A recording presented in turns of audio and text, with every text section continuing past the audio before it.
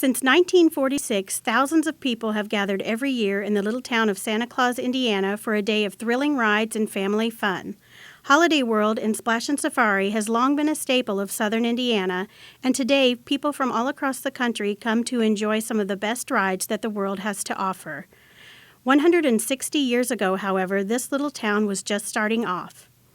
It was 1856, and German immigrants who had settled in the area were having a meeting to decide on their town name.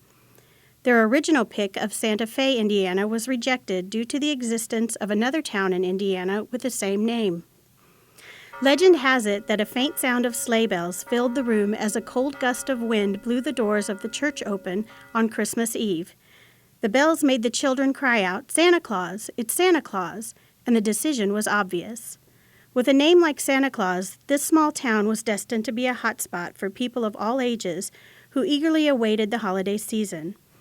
However, it wasn't until a Navy sailor named Jim Yelig came along that this town began to embrace its full potential.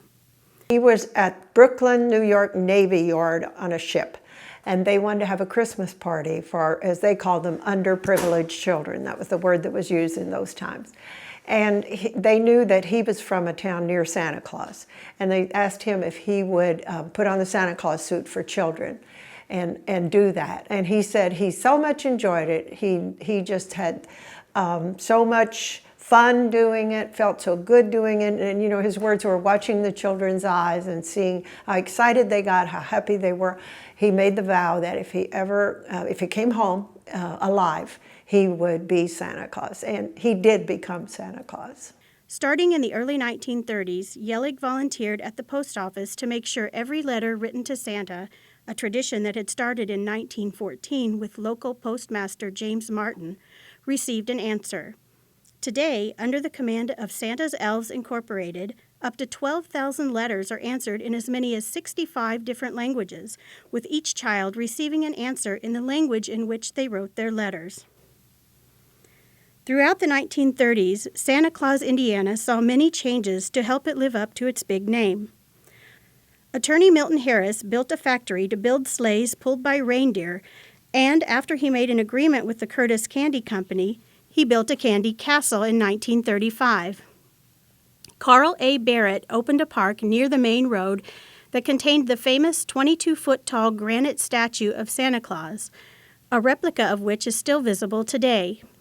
However, when Evansville industrialist Lewis J. Cook realized that children who visited Santa Claus were still leaving disappointed, he decided to create a place that would be memorable for people of all ages.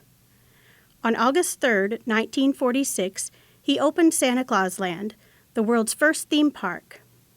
During its opening season, Santa Claus Land had a toy factory with real elves at work, a souvenir shop, and its only ride still in existence today, the Mother Goose Land train, now known as the Freedom Train.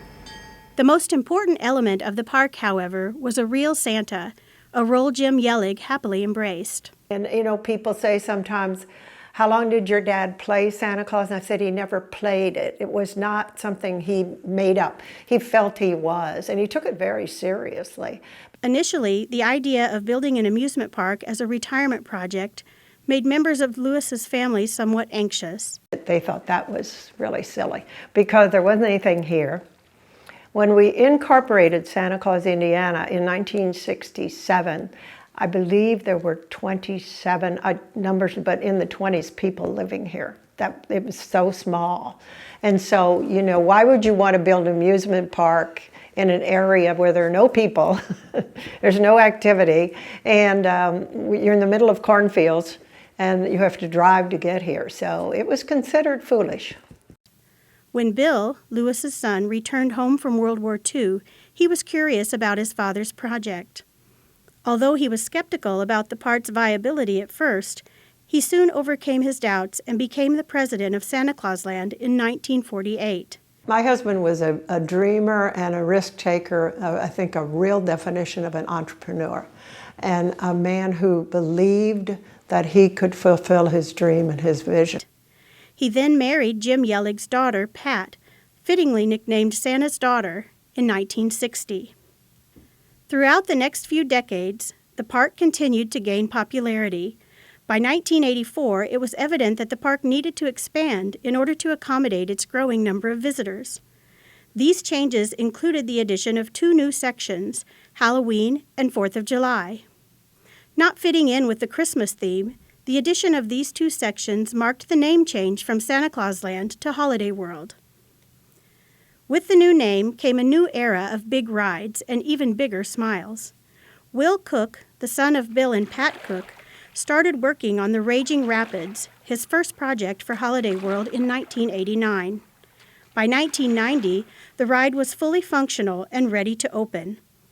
The addition of a water park, Splash and Safari, in 1993 really put Holiday World on the map.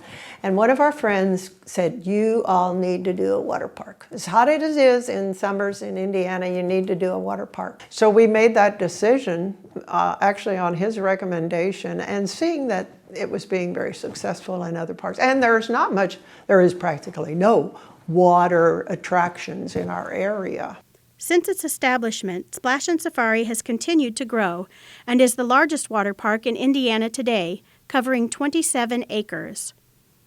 In 1995, the addition of its first major wooden roller coaster, the Raven, marked the beginning of Holiday World's transition from a simple, kid-friendly theme park to a dream destination for roller coaster enthusiasts from all over the world. The turn of the century saw big changes for Holiday World with its addition of the Legend, a wooden roller coaster that would go on to make the list of the world's top 15 roller coasters every year since, and its decision to offer free unlimited soft drinks, becoming the first theme park in the world to do so.